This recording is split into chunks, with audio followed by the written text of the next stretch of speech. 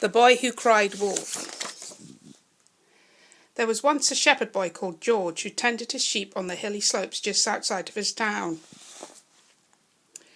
He worked all day by himself and often got lonely and bored with just his flock of sheep for company. George tried to find ways to keep himself busy. He got his sheep to jump over a stile and counted them one by one, but it just made him sleepy. He even gave them funny hairstyles, but the sheep weren't impressed. Each morning, George would move the sheep from field to field so they could graze on grass. But it was boring to watch them eat all day long. He was fed up of having to rescue silly sheep from hedges and ditches.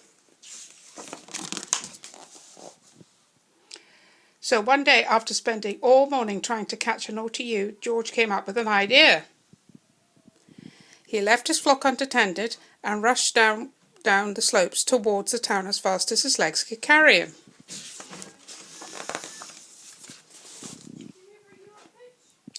He pretended to be in a panic and shouted, "A wolf is attacking my sheep!"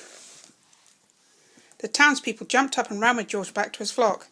They soon realised, however, there was no wolf and returned to the town grumbling.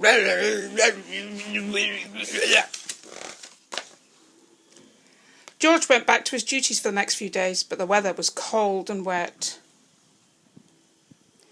He didn't enjoy being out in the rain at all. He started to think about trying his trick again. So the next morning, he ran down to the town again, shouting, "Wolf, wolf, there really is a wolf this time!" He burst into the courthouse and ran up to the judge.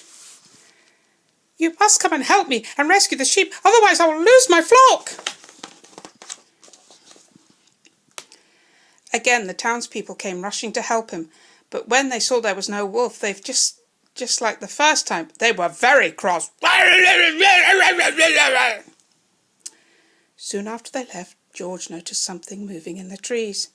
He thought it was his eyes playing tricks on him, but then he saw a furry body, bright eyes, and sharp teeth.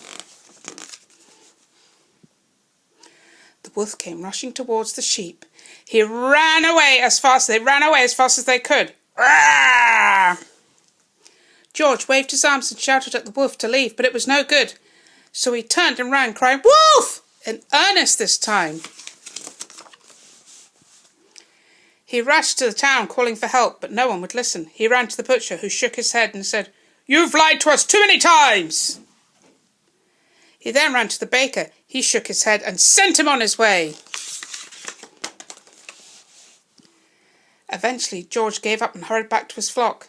Some of the sheep were still missing. The rest had been scattered far and wide. The wolf was fast asleep, looking fatter than before. George shouted at the wolf to wake him up and chased him away at last. It took George all day and all night to gather the rest of his flock.